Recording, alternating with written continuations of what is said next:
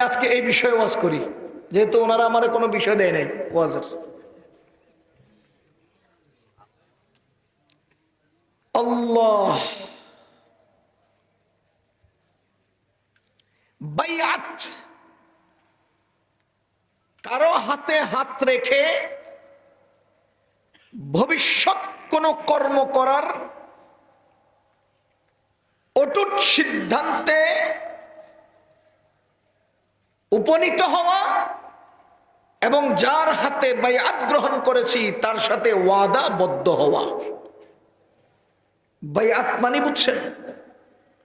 কোন একজন বড় ব্যক্তির কাছে হাতে হাত রেখে ভবিষ্যৎ জিন্দেগি পরিচালনার একটা সুনির্দিষ্ট বিষয়ের উপর সিদ্ধান্ত এবং তার সাথে ওয়াদাবদ্ধ হওয়ার নাম বাইআত। এটাকে আমাদের সামাজিক বা আমাদের দেশীয় শব্দে সহজে বলে পীর মুরিদি। আমাদের দেশীয় সহজে বুঝে কি পীর মুরিদি। শরীয়তে পীর মুরিদির কোনো অবস্থান আছে কিনা? যদি বলেন বাইআত, যিনি বাইআত হয়েছেন তিনি মুরিদ, যার হাতে হয়েছেন তিনি পীর। আমাদের সামাজিক পরিচয় এটা, আমাদের এই অঞ্চলের একটা শব্দ এটা পীর মুরিদি। এই শব্দ অবিকল কোরআনে থাকতে হবে শর্ত না, এই শব্দ অবিকল হাদিসে থাকতে হবে শর্ত না, এই শব্দ এই অর্থে সারা পৃথিবীতে ব্যবহার হতে হবে এটাও শর্ত না। আপনারা কি আমার কথা বুঝতেছেন? একটা শব্দ কোরআনে থাকতে হবে, হাদিসে থাকতে হবে, ওই অঞ্চলে এটার অর্থ প্রচলনের জন্য শর্ত নয়।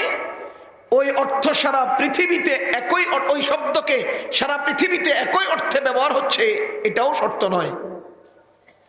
যেমন নামাজ, নামাজ শব্দটা ফার্সি শব্দ, এটা ভারত উপমহাদেশ এবং ইরান এই অঞ্চলের বিশেষ একটি ইবাদতের জন্য ব্যবহার হয়। বুঝতেছেন? নামাজ একটি বিশেষ ইবাদতের জন্য এই শব্দটা ব্যবহার হয়। ওই বিশেষ ইবাদতটা কি?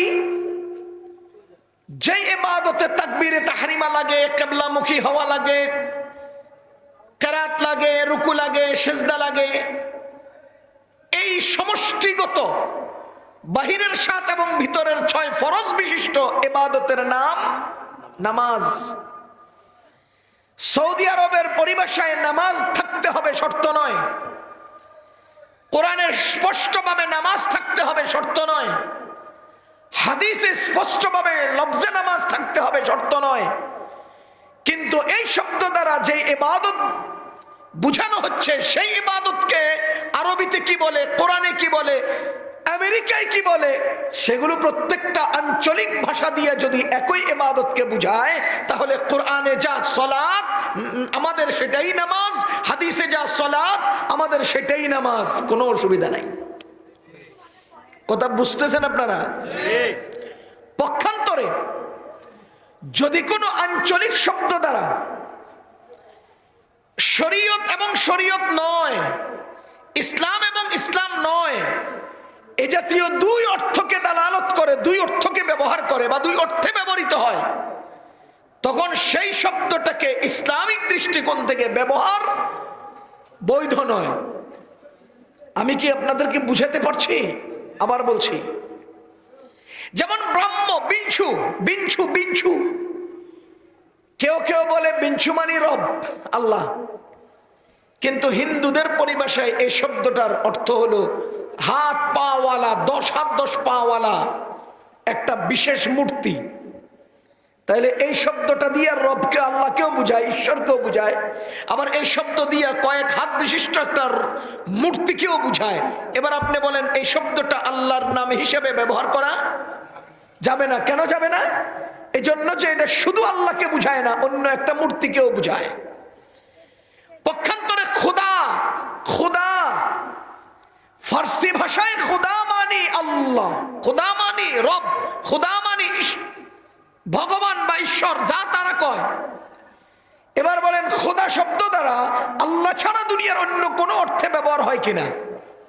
খোদা শব্দ দ্বারা আল্লাহ ছাড়া অন্য কোন, রব ছাড়া অন্য কোন ব্যক্তি, বস্তু বা পণ্যের নামে ব্যবহার হয় কিনা? হয় না। সুতরাং খোদা আল্লাহর জন্য ব্যবহার করা যাবে। আমি আরো স্পষ্ট করে বলছি, পৃথিবীতে বিভিন্ন অঞ্চলে বিভিন্ন পরিভাষা থাকে। সারা দুনিয়ার সমস্ত পরিভাষা আমাদের কোরআন হাদিসে থাকতে হবে এটা শর্ত নয়, কিন্তু ওই আঞ্চলিক পরিভাষায় যদি কোরআনে বর্ণিত সুনির্দিষ্ট একটা বিষয়কে বুঝায়, তো সেই কোরআন হাদিসে বর্ণিত শব্দটার পরিবর্তে ওই অঞ্চলের আঞ্চলিক শব্দ ব্যবহার করা বৈধ এবং জায়েজ। কথা কি বুঝতেছেন? একটা উদাহরণ দিলে আরো সহজে বুঝবেন। আপনাদের দেশে বিবাহ বিচ্ছেদকে ডিভোর্স বলে। স্বামী তার স্ত্রীকে কি দেয়? ডিভোর্স দেয়। এই অঞ্চলে স্বামী কর্তৃক স্ত্রীকে যদি ডিভোর্স দেয়, তার অর্থ কি দাঁড়ায় বলেন? তো শরীয়তের ভাষায় তালাক, কোরআনের ভাষায় তালাক, হাদিসের ভাষায় তালাক, ফিকহের কিতাবের ভাষায় যা তালাক, আমার অঞ্চলে ডিভোর্স তাই। সুতরাং যা তালাক তাই ডিভোর্স, যা ডিভোর্স তাই তালাক। যদি কোনো ব্যক্তি ডিভোর্স শব্দ দিয়ে বউ দিয়ে দেয়, তালাক হবে না? কেন হবে? কোরআনে তো ডিভোর্স নাই, কোরআনে তো হাদিসে তো ডিভোর্স শব্দ নাই। তার মানে হলো ডিভোর্স শব্দ উচ্চারণ করলে কোনো বউ তালাক হবে না। এটা বলবেন আপনি? না পৃথিবীর কোন মুফতি সাহেব কথা বলবে? কেন বলবে না? এটা এই অঞ্চলে তালাক অর্থে প্রয়োগের জন্য ব্যবহার হয়েছে, এবং ইংরেজি ডিকশনারিতে ডিভোর্স শব্দের অর্থই লিখেছে তালাক, ডিভোর্স শব্দের অর্থই লিখেছে বিবাহ বিচ্ছেদ। সুতরাং এই শব্দ দিয়ে এই অঞ্চলে যদি তালাক বোঝায়, তাহলে এই অঞ্চলে এই শব্দ তালাক এর অর্থেই ব্যবহৃত হবে। এখন প্রশ্ন হলো, কোরআনে নাই এই শব্দটা কোরআনের ভাষার জন্য, শরীয়তে নাই এই শব্দটা শরীয়তের জন্য ব্যবহার করা যাবে কিনা? আমি চোখ বুঝে নিশ্চিত বলছি অবশ্যই ব্যবহার করা যাবে, অবশ্যই ব্যবহার করা যাবে। এখন নতুন করে এক গ্রুপ বের হয়েছেন, কয় না নামাজ বলা যাবে না, সালাত বলতে হবে। কোরআনে নামাজ নাই, সালাত আছে, সালাত কইতে হইব। শবে বরাত, কোরআনে শবে বরাত আছে নাকি? সব শব্দ ফার্সি, কোরআনে থাকবে কেন? বুঝেন নাই? কোরআনে শবে বরাত আছে? আপনি বলবেন শবে বরাত কোরআনে নাই, হাদিসে আছে? নাই। তো হাদিসে শবে বরাত শব্দটা থাকবে কেন? সব এর পরিবর্তে লাইলাতুন আছে, বরাতের পরিবর্তে বারাতুন আছে। যেটাকে শবে বরাত সেটাই লাইলাতুল বারাআ, যেটাই শবে বরাত সেটাই লাইলাতুম মিন নিসফি শাবান। আছে তো হাদিসে, কিন্তু ভিন্ন শব্দে আছে। সুতরাং সুস্পষ্ট মাসআলা হলো, শরীয়তের কোন পরিভাষা সরাসরি কোন অঞ্চলে প্রয়োগ না হয়ে ভিন্ন কোন শব্দ শরীয়তের সেই পরিভাষার পরিবর্তে যদি অঞ্চল বিশেষে তারা এটা প্রয়োগ করে, আর সেই শব্দটা শরীয়তের এই পরিভাষা ছাড়া অন্য কোন শব্দকে দালালত বা প্রমাণ না করে, তাহলে সে আঞ্চলিক শব্দ শরীয়তের পরিভাষায় ব্যবহার করা যায়। এর প্রমাণ, প্রথম প্রমাণ, আল্লাহ রাব্বুল আলামিন আদম আলাইহিস সালামকে পৃথিবীর প্রত্যেকটা ভাষা শিক্ষা দিয়েছেন। মুফাসসিরিন কেরাম লিখেছেন, আদম আলাইহিস সালামকে আল্লাহ 7 লক্ষ ভাষা শিখাইছেন। সুবহানাল্লাহ। কত লক্ষ ভাষা? 7 লক্ষ। এই জন্য আমরা বাঙালিরা বাংলায় বলি আল্লাহ বুঝেন কিনা, ফার্সিওয়ালারা ফার্সিতে বলে আল্লাহ বুঝেন কিনা, ইংরেজিওয়ালারা ইংরেজি বলেন আল্লাহ বুঝেন কিনা। আল্লাহর বান্দা পৃথিবীর কিয়ামত পর্যন্ত যে যেই ভাষায় কথা বলবে, আল্লাহ তাকে সেই ভাষা তার আব্বা আদম আলাইহিস সালামের মাধ্যমে দান করেছেন। যদি সেই দিন আদম এই ভাষা না শিখতেন, না জানতেন, আল্লাহ না শিখাতেন, তো কিয়ামত পর্যন্ত আদমের সন্তানেরা বাংলায় কথা বলতো না। আদমের সন্তানেরা বাংলায় কথা বলে কারণ আল্লাহ আদমকে এই ভাষা শিক্ষা দিয়েছেন। শুধু ভাষা শিখান নাই, পণ্যের পদ্ধতি ব্যবহার এবং ব্যবহারের উপকারিতাও শিখাইছেন। এটার নাম টিস্যু। কি? এই পাতলা টিস্যুটা দিয়ে মুখ মুছে, একটু মোটা টিস্যু হাত মুছে, একটু পচা টিস্যু ঢিলা করে, এটাও আল্লাহ আমার আব্বা আদমকে শিখাইছেন। তা না হলে আমরা শিখতাম কোত্থেকে? ক্ষেতের মধ্যে কোনটা গাছ কোনটা আগাছা আল্লাহ আদমকে শিখাইছেন। রাস্তার পাশের দুবলা ঘাসের মাঝখানে অ্যালোইসা শাক আর ওই দানকুনি পাতা, কোনটা মানুষের খাদ্য কোনটা গরু ছাগলের খাদ্য, এটা আল্লাহ শিখাইছেন। না হলে তুমি চিন্তা কেমনে? কথা বুঝতেছেন নি আপনারা? এবার আপনি বলেন, আমার এই অঞ্চলের এই শব্দটা আমার কে দিয়েছে? আল্লাহ। শরীয়ত কে দিয়েছে? আল্লাহ। সুতরাং আল্লাহর শরীয়তের যেই ভাষা আমার দেশীয় আঞ্চলিক ভাষা দ্বারা তা বুঝায়, ওই অঞ্চলের সেই ভাষা শরীয়তের সেই শব্দের জন্য প্রয়োগ জায়েজ। দ্বিতীয় নম্বর দলিল, আপনারা জানেন বদরের যুদ্ধে 70 জন কাফের ধরা পড়ছিল। জানেন কতজন কাফের ধরা পড়ছিল? এই 70 জন কাফেরকে মুক্তি দেওয়ার ব্যাপারে পরামর্শে কি দাঁড়িয়েছিল? আবু বকর রাদিয়াল্লাহু তাআলা আনহু বলেছিলেন, মুক্তিপণ দিয়ে ছেড়ে দাও। বলেছিলেন কিনা? এরপরে আমাদের নবীজি সেই পরামর্শকেই মেনে নিয়েছিলেন। আপনারা জানেন বদরের 70 জন সেই বন্দী মুক্তিপণ নিয়ে যখন বিদায় নিচ্ছিলেন, মুক্তিপণ দিয়ে যখন বিদায় নিচ্ছিলেন, শেষ পর্যায়ে কিছু বন্দী রয়ে গেছে যাদের মুক্তিপণ দেওয়ার সামর্থ্য ছিল না।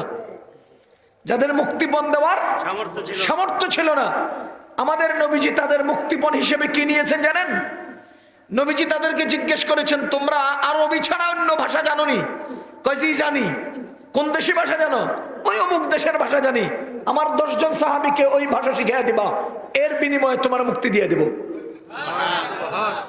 এবার আপনি কি বলেন, যদি অন্য ভাষা শিক্ষা করা, শিক্ষা দেওয়া শরীয়ত সমর্থিত না হতো তো রাসূল সাল্লাল্লাহু আলাইহি ওয়াসাল্লাম অমুসলমান বন্দির কাছ থেকে মুসলমান সাহাবীর জন্য ভিনদেশি ভাষা শিক্ষার পদ্ধতি আয়োজন করতেন না। কথা বুঝতেছেন আপনারা? সুতরাং আমরা ইংরেজি শিখবো, আমাদের ইংরেজি শিখার দরকার হলে, আমরা ফার্সি শিখবো, আমাদের ফার্সি শিখার দরকার হলে, আমরা সুরিয়ানি শিখবো, আমাদের শিখার দরকার হলে, আমরা চাইনিজ শিখবো যদি দরকার হয়। কথা বুঝতেছেন? সুতরাং আমরা শিখতে কোনো আপত্তি নাই, আমরা শিখাতেও কোনো আপত্তি নাই। কিন্তু বলেন তো, বন্দী যিনি ছিলেন তিনি কি মুসলিম না অমুসলিম? অমুসলিম। আর যাদেরকে শেখানো হচ্ছে তারা মুসলিম না অমুসলিম? এবার বলেন, এই মুসলিম ভাষা শিক্ষা করার দ্বারা সে কি অমুসলিম হচ্ছিল না মুসলিম তার মুসলমানিত্ব নিয়ে ভাষা শিক্ষা গ্রহণ করেছিল? সুতরাং আমাদেরও এক বাক্যে কথা, আমাদের সুস্পষ্ট ঘোষণা, যদি তুমি ইংরেজি শিখো আমাদের কোনো আপত্তি নাই, কিয়ামত পর্যন্ত ইংরেজি শিখো, কোনো সমস্যা নাই, কিন্তু 1 সেকেন্ডের জন্য তুমি ইংরেজ হতে পারবে না। ইংরেজি শিখতে আমাদের কোনো আপত্তি নাই, কিন্তু ইংরেজ হতে আমাদের আপত্তি আছে। ইংরেজি শিখবা সমস্যা নাই, কিন্তু ইংরেজের গোলামি করতে পারবা না। ইংরেজি শিখে ইংরেজের গোলামি করতে পারবা না, ফার্সি শিখে ফার্সিদের গোলামি করতে পারবা না, চাইনিজ শিখে চাইনিজদের গোলামি করতে পারবা না। আমাদের সাহাবীগণ কাফেরদের গোলামি করতে ভাষা শিখেন নাই। এবার আপনি বলেন, আঞ্চলিক ভাষা শরীয়তের প্রয়োগ হলে এটা কি জায়েজ হওয়ার কথা নয়? আরে আপনি জায়েজ হওয়ার পক্ষে বলেন আর না বলেন, আমি বলে গেলাম এটা জায়েজ। ঠিক। সুতরাং পীর, যে শব্দ থেকে এখানে আসছি, পীর, এটা শব্দ ফার্সি, যাকে আরবিতে বলে মুরব্বি, যাকে আরবিতে বলে মুর্শিদ। রাসূল করিম সাল্লাল্লাহু আলাইহি ওয়াসাল্লাম এইভাবে বাইআত গ্রহণ করেছিলেন কিনা আপনারা জানেন? হুদাইবিয়াতে সন্ধি হয়েছিল। উসমান রাদিয়াল্লাহু তাআলা আনহুকে মক্কায় পাঠিয়েছিলেন যে তাদেরকে বলে আসো, আমরা অল্প দিনের মধ্যে তাওয়াফ করে উমরা করে চলে যাব। উসমান রাদিয়াল্লাহু তাআলা আনহু গিয়েছিলেন। লম্বা ইতিহাস, সংক্ষিপ্ত করছি। যাওয়ার পরে বাইদবাই খবর আসছে যে মক্কার কাফেররা ওসমানকে শহীদ করে দিয়েছে। যেখানে মক্কায় প্রভাবশালী এবং গণ্যমান্য ব্যক্তিদের একজন অন্যতম ব্যক্তি ছিলেন ওসমান ইবনে আফফান, শুধু ইসলাম ধর্ম গ্রহণ করার কারণে তার গণ্যমান্য পজিশনটা নষ্ট করে তাকে শহীদ করে দিয়েছে, এমন একটা খবর যদি আসে, তো মুহাম্মদুর রাসূলুল্লাহ সাল্লাল্লাহু আলাইহি ওয়াসাল্লাম নীরবে ফিরে যাওয়া, এটা কি যৌক্তিক না এর বিহিত করা এটা যৌক্তিক? তিনি বায়াত নিলেন। যে সকল সাহাবীগণ তার সাথে ছিলেন সবাইকে জিজ্ঞেস করলেন, আমি তোমাদের হাতে হাত রেখে বায়াত করতে চাই, আমি তোমাদেরকে আমার হাতে রেখে যে বায়াত ওয়াদাবদ্ধ করাতে চাই, আমি সামনের সময় একটা অটুট সিদ্ধান্তে অবিচল সিদ্ধান্তে উপনীত হতে চাই, তোমরা কি রাজি? সকল সাহাবীগণ নবীজির হাতে হাত রেখে বায়াত গ্রহণ করেছেন যে ওসমানের শাহাদাতের প্রতিশোধ নেবই নেব। তাহলে কয়টা কাজ করলেন? সামনের একটা কর্মের সিদ্ধান্তে উপনীত হলেন এবং একজন ব্যক্তির হাতে হাত রেখে নিজেরা এই সিদ্ধান্তের উপর ওয়াদাবদ্ধ হলেন। কথা বুঝতেছেন? এখানে দুটা রহস্য। এক নাম্বার, হযরত ওসমান সেই সময় ছিলেন না, ওই বায়াতে ওসমান ছিলেন না। কোথায় ছিলেন? মক্কায় ছিলেন, তাকে পাঠানো হয়েছিল। তখন নবীজি বলেন, দেখো এটা আমার হাত। দেখেন ডাইন হাত দেখাইছে কার? নবীজির হাত। বাম হাতটা দেখাইয়া বলেন এটা ওসমানের হাত। ওসমানের হাতকে আমি আমার হাতের উপর রেখে ওসমানের পক্ষ থেকে আমি বায়াত গ্রহণ করলাম। উসমান রাদিয়াল্লাহু তাআলা আনহু, উসমান, সুবহানাল্লাহ ওয়া বিহামদিহি। বদরের যুদ্ধে যখন সব সাহাবারা যান, উসমান রাদিয়াল্লাহু তাআলা আনহুর স্ত্রী অসুস্থ ছিলেন। নবীজি বলেন, উসমান তুমি থাকো, স্ত্রীর সেবা করো, আমি তোমাকে বদরীদের অন্তর্ভুক্ত গণ্য করে নেব। হযরত উসমান রাদিয়াল্লাহু তাআলা আনহু বদরে যান নাই, যুদ্ধে অংশ নেন নাই, কিন্তু তিনিও বদরী সাহাবী। কথা বুঝতেছেন না আপনারা? এবার বলেন তো, উসমানের হাত কার হাতের উপর? নবীজির সাল্লাল্লাহু আলাইহি ওয়াসাল্লামের হাতের উপর।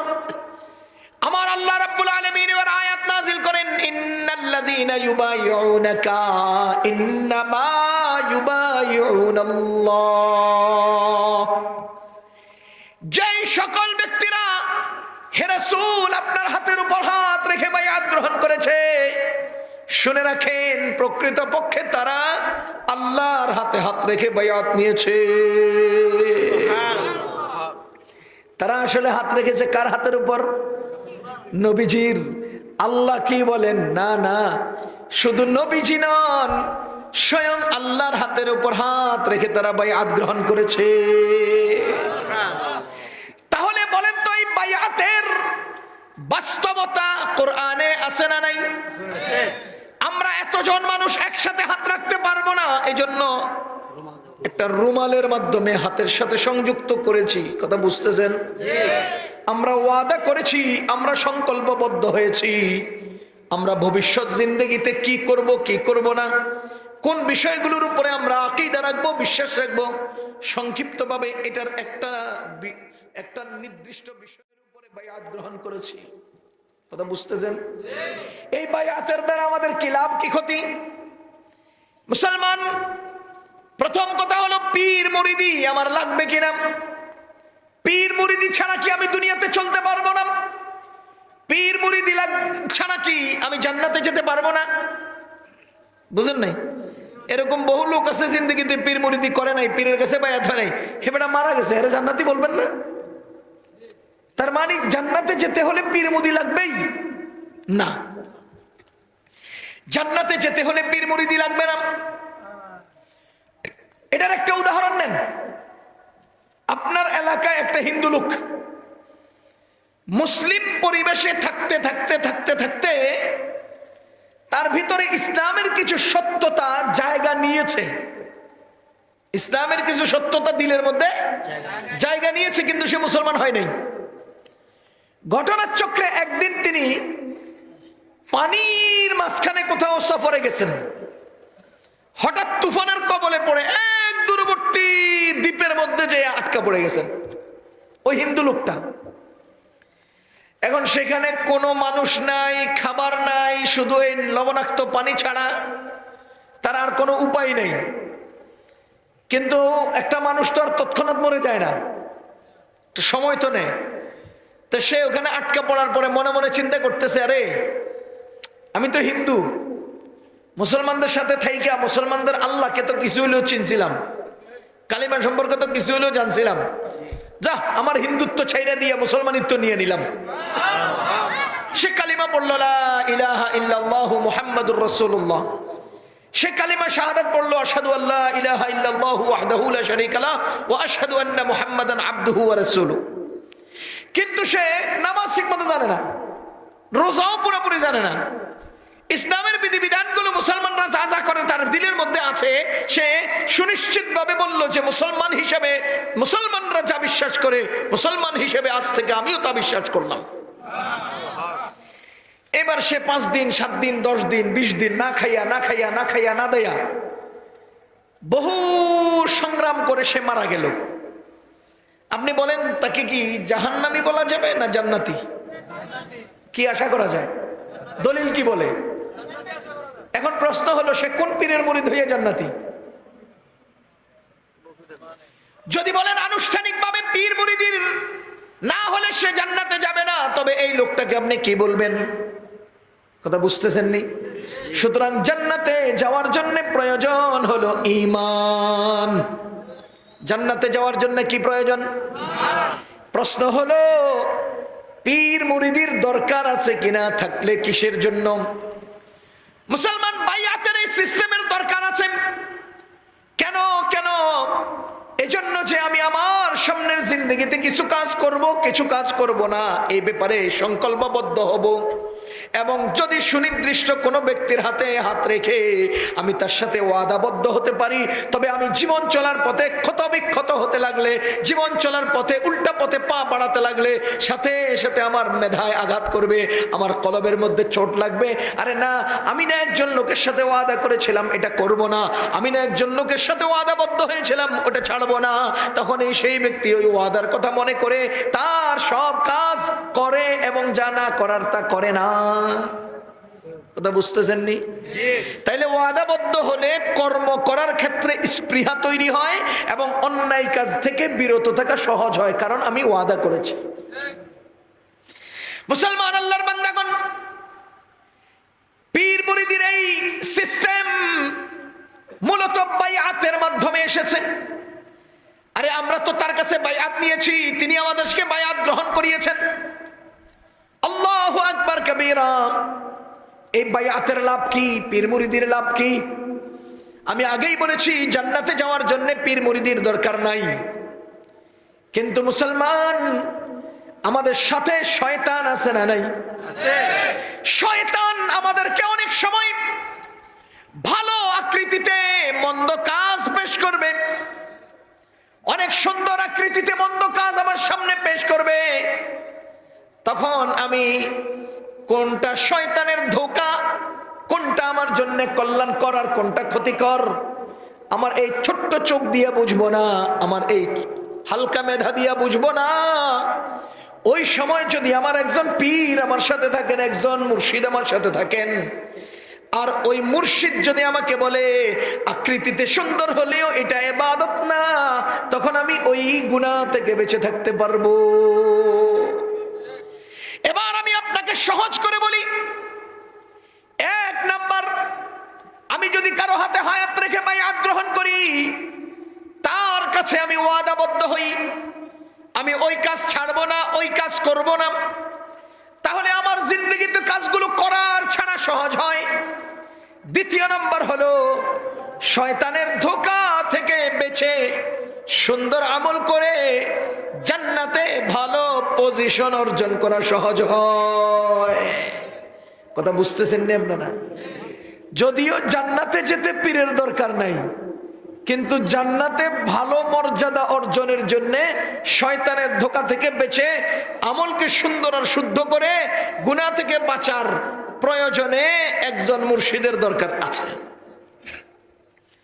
আপনারা বলেন, বাংলাদেশে কোন রাজনীতিবিদ পূর্বের কোন রাজনৈতিক ব্যক্তির সাথে শরণাপন্ন হয় না? বলেন, কোন রাজনীতিবিদ কাউকে আদর্শ বানায় না? আপনি বলেন তো, 5 বছর মেডিকেল কলেজে লেখাপড়া করার পর ওই ছাত্রটা, ওই 5 বছরের ডাক্তারটা একজন MBBS ডাক্তারের চেম্বারে বসিয়া বসিয়া কেন তার জুতাটা সোজা করে? কেন তার চেম্বারে আরো 2 বছর সময় দেওয়া লাগে? কোন কথা কি বুঝতেছেন আপনারা?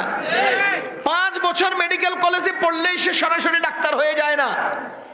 ডাক্তার হওয়ার জন্য রোগীদের রোগ রেশা বুঝার আলাদা যোগ্যতা লাগে, যে যোগ্যতার জন্য একজন MBBS ডাক্তারের চেম্বারে আলাদা সময় দিতে হয়। আর সেই আলাদা সময় দেওয়াটার নামই হলো পীর মুরিদি। এটা আপনার ডাক্তারিতে পীর মুরিদি বলে না, আমাদের দ্বীনি ক্ষেত্রে পীর মুরিদি বলে। যেটা আপনিও করেন, যেটা আপনার দাদাও করে গেছে, যেটা রাজনীতিবিদরাও করে। এরে দুনিয়ার কোন রাজনীতিবিদ আছে বড় রাজনীতিবিদের বোর্ড অফিসের, তারপরে তার অফিসের টেবিল টুবিল না মুছেন নেতা হয়ে গেছে? কোন? তাহলে বুঝা গেল আমরাও আমাদের সামনের জিন্দেগি সুন্দর করে পরিচালনার জন্য, শয়তানের আক্রমণ থেকে নিজেকে বাঁচানোর জন্য একজন বিজ্ঞ ব্যক্তির প্রয়োজন। যেই বিজ্ঞ ব্যক্তি আমাকে আমার আমল সোজা করে রাখবেন এবং আমাকে গুনাহ থেকে বাঁচিয়ে রাখবেন। আজকের হুজুর নানুপুরের পেশে হুজুর হাফিজাহুল্লাহ, তিনি আমাদেরকে কি কি করব না ওয়াদা করাইছে না? কি কি করব ওয়াদা করাইছে না? নামাজ ফরজ হলে নামাজ পড়বো, রোজা ফরজ হলে রোজা রাখবো, তারপরে যাকাতের সময় হলে যাকাত আদায় করবো, বলেন নাই? হজ আদায় প্রয়োজন হলে হজ করব, গুনাহ করব না, শিরিক করব না, বেদাত করব না। এটা কি? এটা একজন বিজ্ঞ ব্যক্তির হাতে হাত রেখে ওয়াদা করলাম, জিন্দগির সামনে কিভাবে চলবে, ভবিষ্যৎ কিভাবে চলবে সংকল্প করলাম, আর ওনার কাছে ওয়াদাবদ্ধ হলাম যাতে করে আমার সামনের জিন্দগিতে শয়তান থেকে বাঁচতে পারি। মুসলমান জামানাটা তো ফিতনা ফাসাদের দুনিয়া, ফাসাদ আর ফিতনা দিয়ে ভরা। যদি এই চলমান স্রোতের মধ্যে আমাকে বাঁচাইতে হয়, খেয়াল করেন, যদি এই চলমান স্রোতের মধ্যে, ফিতনার স্রোতের মধ্যে নিজেকে বাঁচাইতে হয়, তো গভীর শিকড়ওয়ালা একটা গাছকে আঁকড়ে ধরতে হবে। বুঝেন নাই? স্রোতে আপনারা নিয়ে যাইতেছে, আপনি যদি কোন যে স্রোতের লগে আমি টিকে যাবো, টিকবেন? কারণ আপনার পায়ে শিকড় নাই, আপনার পায়ে শক্ত কোনো সাপোর্ট নাই, আপনাকে পা আলগাইয়া উড়ে আনিয়ে যাব। কিন্তু আপনি যদি কোন রকমে একটা শিকড়ওয়ালা গাছকে খাপ করে আগলে ধরা গাছের আড়ালে চলে যেতে পারেন, তো সমস্ত স্রোত গাছের গায়ে লাগবে, 2 দিকে কেটে যাবে, আপনি আড়ালে বেঁচে যাবেন। যারা হুন্ডায় সফর করছেন বলেন, যে গাড়ি চালায় সে তো হেলমেট লাগাইছে, আমি তো পিছনে হেলমেট লাগাই নাই, বাতাস তা আমি হেলমেটের পিছনে এমনি করে থাকলে কি হয়? বাতাসের চাপ আমাকে আঘাত করে না। আরে মুসলমান, আমি যখন সিলেট থেকে শীতকালে কুয়াশার মধ্যে আসি, তখন আমার প্রাইভেট কারের আলো কম, আমি করছি কি গাড়ি চালাইতেছি আর চলতে পারি না।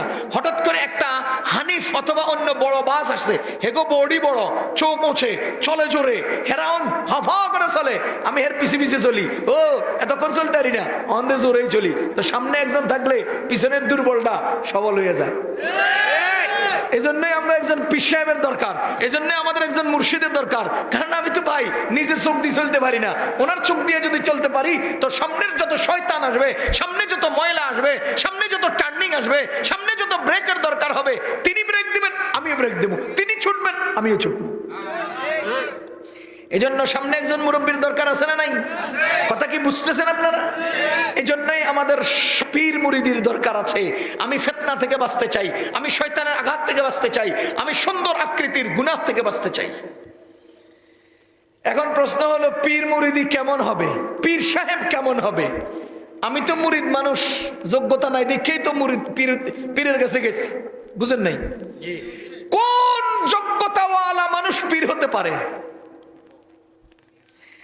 কোন যোগ্যতাওয়ালা মানুষ পীর হতে পারে? ওই যোগ্যতা থাকলে পরে পীরের কাছে আপনি যাবেন কিনা সেটা তদন্তের জন্য কি কি করতে হবে? প্রথমত 2টি যোগ্যতার অধিকারী মানুষ পীর হতে পারে। এক নাম্বার, যিনি সনদ ভিত্তিক ইলমওয়ালা। কি ভিত্তিক?